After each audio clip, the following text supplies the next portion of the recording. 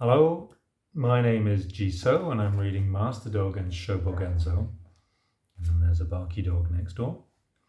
And we are reading Hotsu-Bodaishin, which means woof, woof, woof. Establishment of the Bodhi-mind. We're on paragraph 207. The ceaselessness and swiftness with which the course through life of human beings arises and vanishes. While the world-honoured one is in the world, there is a bhikksu who visits the Buddha, bows his head at the Buddha's 2 feet, then stands back to one side and addresses the world-honoured one, saying, "How fast is the arising and vanishing of the course through life of human beings?" The Buddha says, "Even if I could explain it, you could not know it." The bhikksu says, "Is there no allegory that can demonstrate it?" The Buddha says, "There is, and I will tell it to you now. For example, 4 skilled archers each take a bow and arrow, stand together back to back, and prepare to shoot in the 4 directions. An agile man comes along and says to them, 'You may now shoot your arrows at once, and I will be able to catch each one before it falls to the ground.' What does it mean? Is he fast or not?" The bhikksu says to the Buddha, "Very fast, world-honoured one." The Buddha says, "That man is not as fast as earthbound yaksas. Earthbound yaksas are not as fast as skyborn yaksas. Skyborn yaksas are not as fast as the 4 heavenly kings. Those gods are not as fast as the 2 wheels of the sun and moon. The 2 wheels of the sun and moon are not as fast as the gods who pull the chariot whose wheels are the sun and moon. Though the gods described here have become progressively swifter, the arising and vanishing of the course of a life is swifter still. Life flows at every instant without the slightest pause." The swiftness of the arising, vanishing, and instantaneous flowing of the course of our life is like this. Moment by moment, practitioners should not forget this principle. While experiencing the swiftness of this instantaneous arising, vanishing, and flowing, if we arouse one thought of delivering others before we attain deliverance ourselves, the eternal lifetime will manifest itself before us at once. The Buddhas of the 3 times and the 10 directions, together with the 7 world-honoured Buddhas, plus the 28 patriarchs of India in the east, the 6 patriarchs of China in the west, and all the other ancestral masters who have transmitted the Buddha's right Dharma-eye treasury and fine mind of nirvana, each has maintained and relied upon the Bodhi-mind. Those who have never established the Bodhi-mind are not ancestral masters. Pure criteria for Zen monasteries. Question 120 says, "Have you awakened the Bodhi-mind or not?" Clearly remember, in the Buddhist patriarch's learning of the truth, to awaken the Bodhi-mind is inevitably seen as foremost. This is the eternal rule of the Buddhist patriarchs. Footnote. The context means rule, method, or dharma. To awaken means to be, there's a footnote for that as well. To awaken, Hotsu, means to establish, to initiate, to arouse, as in the chapter title. To awaken means to be clear in. It does not refer to the great realization of the truth itself. Even those who have suddenly experienced the 10 states are still bodhisattvas. The 28 patriarchs of India, the 6 patriarchs of China, and all the other great ancestral masters are bodhisattvas. They are not Buddhas, and they are not Shravakas, Pratyeka Buddhas, or the like. Among practitioners of this age, there is not one person who clearly knows that these patriarchs are bodhisattvas, not Shravakas. Practitioners of this age just randomly call themselves patch-robed monks and patch-robed disciples without knowing the reality of the matter, and so they have created confusion. It is pitiful that in a decadent age the truth of the patriarchs has degenerated. This being so, whether we are lay people or ones who have left home, whether in the heavens above or in the human world, whether in suffering or in happiness, we should quickly establish the will to deliver others before we attain deliverance ourselves. Although the world of living beings is beyond limit and beyond limitlessness, we establish the mind to deliver ahead of ourselves all living beings. This is just the Bodhi-mind. When bodhisattvas one life away from Buddhahood are about to descend to Jambudvipa, they say in their ultimate teaching for the gods in Tusita heaven, the Bodhi-mind is a gate of Dharma illumination, for it prevents negation of the three treasures. Clearly, non-negation of the three treasures is by virtue of the Bodhi-mind. After establishing the Bodhi-mind, we should steadfastly guide it, never regressing or going astray. The Buddha says, how do bodhisattvas guard the one matter, namely the Bodhi-mind? Bodhisattva Mahasattvas constantly endeavour to guard this Bodhi-mind as worldly people protect an only child, or as the one-eyed protect their remaining eye. Just as those who, journeying through a vast wilderness, protect their guide, bodhisattvas again guard the Bodhi-mind like this. Because they guard the Bodhi-mind like this, they attain the truth of Anuttara Samyak Sambodhi. Because they attain the truth of Anuttara Samyak Sambodhi, they are replete with constancy, happiness, autonomy, and purity, which are supreme and great parinirvana. For this reason, bodhisattvas guard this one Dharma.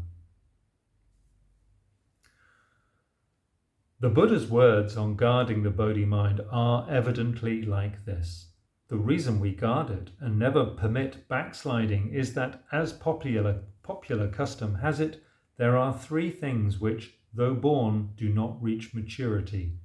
They are fish eggs, amra, fruit. I don't know what amra fruit is. The Sanskrit word amra means mango. A tree which produces many flowers but relatively little fruit. Okay, so amra fruit because it produces the flowers but not the fruit. And a bodhisattva who has established the mind. Fish eggs is a bit of a bolt from the blue, isn't it? Because in general, there are so many people who regress and lose the Bodhi-mind. I have long feared that I also might regress and lose it. For this reason, I guard the Bodhi-mind. Bodhisattvas often regress or stray from the Bodhi-mind when they are beginners because they do not meet a true teacher. Without meeting a true teacher, they do not hear the right Dharma. Without hearing the right Dharma, they are likely to negate cause and effect, to negate salvation, to negate the three treasures, and to negate all the dharmas of the three times. Idly craving the 5 desires, can we remember those? Desires for pleasure through sight, sound, smell, taste, and touch. They are also categorized as desires for property, sexual love, food and drink, fame, and sleep. God, I'm definitely guilty of desiring sleep. Idly craving the 5 desires of the present, they lose the virtue for future attainment of Bodhi. Sometimes, in order to hinder a practitioner, celestial demons, parpiyas, and the like. I don't know what a parpiya is. This section is from Daichido Ron, from the Sanskrit Mahaprajna Paramito Padesa, commentary attributed to Master Nagarjuna, translated into Chinese 405 AD. All right. Sometimes, in order to hinder a practitioner, celestial demons, parpiyas, and the like will take on the shape of a Buddha or will appear in the shape of a parent, a teacher, or relatives, gods, and so on. Thus, drawing near, they concoct fictions and prevail upon the Bodhisattva, saying, "The Buddha's truth is far distant. You would suffer long hardships and experience the deepest sorrow. The better course is to resolve our own life and death first, and then to deliver living beings. The practitioner, hearing these tales, regresses from the Bodhi-mind and regresses in the conduct of a bodhisattva. Remember, talk such as the above is just the talk of demons. Bodhisattvas must recognize it and must not follow it. Just never regress or stray from your conduct and vow to deliver others before attaining deliverance yourself. No talk that would turn you against the conduct and vow to deliver others before attaining deliverance yourself as the talk of demons. Know it as the talk of non-Buddhists, and know it as the talk of bad companions. Never follow it at all.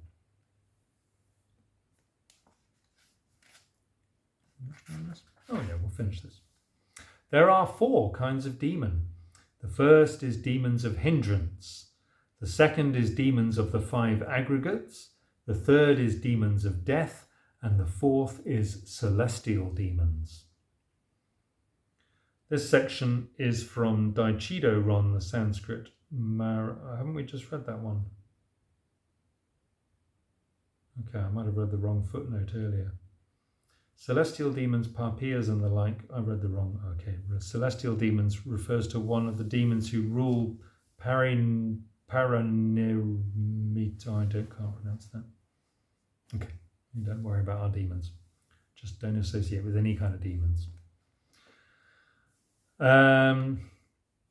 Demons of hindrance, or of what are called the 108 hindrances, that's a lot of hindrances, and so on, discriminate 84,000 miscellaneous hindrances.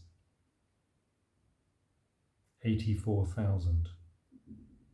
Oh my gosh, there's a long list. Refers to lists in Buddhist commentaries enumerating 6 or 10 mula klesa, basically causes of suffering, and varying numbers of upa-klesa, secondary hindrances. Oh my gosh, it goes on and on. Anger, ignorance, arrogance, doubt, wrong view. Oh my gosh, indolence, unbelief, sloth, disdain, shamelessness, lack of reserve, wrath, hypocrisy, meanness, envy, affliction, tendency to do harm, continual enmity, duplicity, roguery, presumption, drowsiness, remorse. It goes on and on. Demons of the 5 aggregates, there's a long footnote on that as well. But the Thich Nhat Hanh lists them as form or bodily forms, feelings, perceptions, mental functionings, and consciousness are the primary and cooperating causes which combine to produce hindrances. We have got this body of the 4 elements, together with matter made from the 4 elements and matter sensed through the eyes and other organs. This is called the aggregate of matter. The sum of feelings such as those of the 108 hindrances is called the aggregate of feeling. Differentiation and synthesis of the countless thoughts, great and small, that we have is called the aggregate of thought. Through the occurrence of pleasure and displeasure, there can arise habits which accommodate or do not accommodate mental states, such as greed, anger, and so on. This is called the aggregate of conduct. Combination of the 6 senses and the 6 objects gives rise to the 6 kinds of consciousness. The countless and limitless states of mind, which are the differentiation and synthesis of these 6 kinds of consciousness, are called the aggregate of consciousness. There are so many footnotes in there. Demons of death, through the impermanence of direct and cooperating causes, break the momentary succession of the lives of the 5 aggregates and utterly remove 3 things: consciousness, heat, and life. Therefore we call them demons of death. Celestial demons, as rulers of the world of desire, deeply attach to worldly pleasures and rely upon expectation of gain. Therefore they give rise to wrong views. They hate and envy all sages' and saints' ways and methods of nirvana. We call these celestial demons. Mara, you remember Mara as the one who tempted the Buddha, is an Indian word. In China, it is called a being which is able to steal life. Only demons of death can actually steal life, but the others also are able to produce the direct and cooperating causes of the taking of life. Moreover, they take away the life of wisdom. For this reason, we call them killers. Someone asks, one category, the demons of the 5 aggregates, covers the other 3 kinds of demon. Why do you separate them and explain the 4? The answer is as follows. In fact, it is one demon, but for the purpose of analysis, there are 4. The foregoing is the teaching of the ancestral master Nagarjuna. Practitioners should know it and should diligently learn it. Never idly be worried by demons into regressing or straying from the Bodhi-mind. This is to guard the Bodhi-mind. Shōbōgenzō Hotsu-Bodaishin preached to the assembly at Kippo Temple in the Yoshida district of Eshu on the 14th day of the 2nd lunar month in the 2nd year of Kangen, 1244. It was fun, that last bit about demons.